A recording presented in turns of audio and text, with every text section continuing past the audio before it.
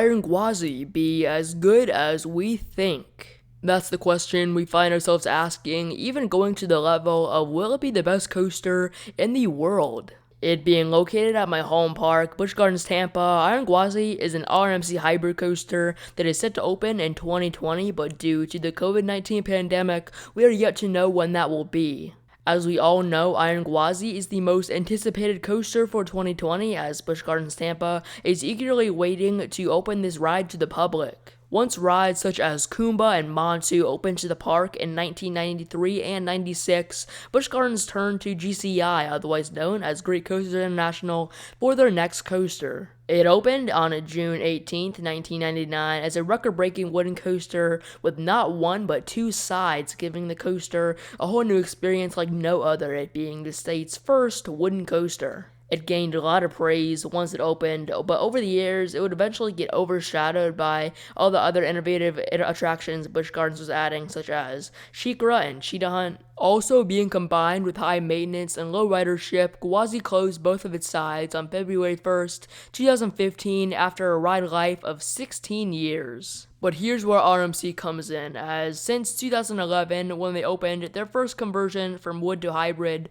parks have been wanting their old wooden coasters converted into a world-class coaster. This would change the industry forever, as these were cheap options giving incredible rides that everybody would love. They would then go on to make the Raptor track, being the first ever single rail coaster, opening in 2018, just adding even more cheap options for parks to deliver incredible rides. They are going out as far as making their coasters over 200 feet tall, them being called hyper hybrids, starting out with Zadra being a ground up hyper. The point is, the RMC is not afraid to take risks, being different than any other manufacturer. So, in 2020, they are opening Iron Gwazi, which definitely uses the old Gwazi structure to its advantage, even though it does not use much of the structure at all. So that leads us back to the question, will Iron Gwazi be as good as we think? And that's what I'll be going through in this video, but most importantly, if you are new to the channel, make sure to subscribe for more videos on coasters often. Also, if you want to see more, make sure to follow our social media pages for updates and much more. But now that that is out of the way, let's get straight into the video. There is so much hype around this coaster, especially for myself, because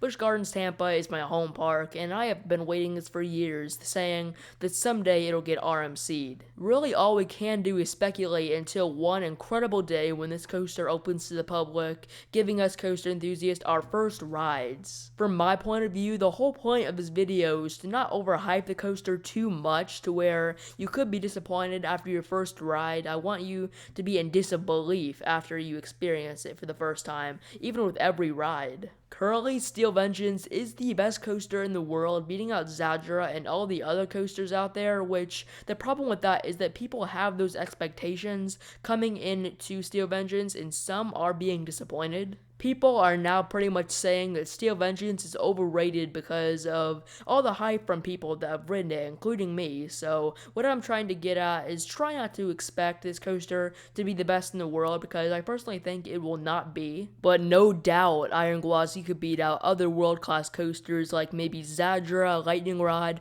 or El Toro, but that is of course no guarantee, as we have not ridden it or even seen a POV. This coaster is going to have some of the best elements in the world, such as that first incredible twist up into this airtime hill that is going to send you flying out of your seat.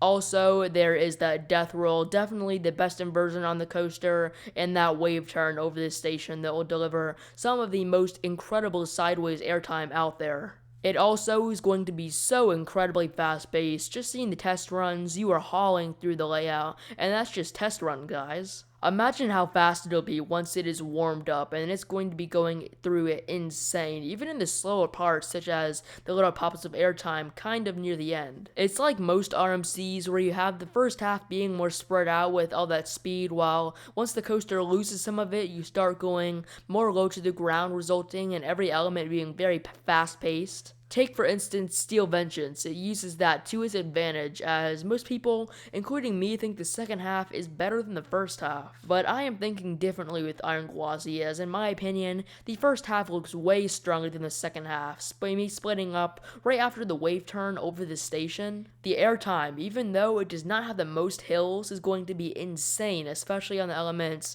such as the drop first massive turn into airtime, the sideways airtime on the wave turn, and those other little hills, of course. In my opinion, the best element on this coaster is going to be that first massive turn up. I guess you could call it that, but then you'll have that first turn up, and it does look kind of intense, and then the airtime that will send you flying all the way to SheiKra. So, in conclusion, will this coaster be as good as we are expecting? Well, we have to wait and see once it opens, hopefully soon. So, what do you think? Make sure to post that in the comments below. I read every comment, love what you guys have to say, and of course, make sure to subscribe for more videos on coasters often.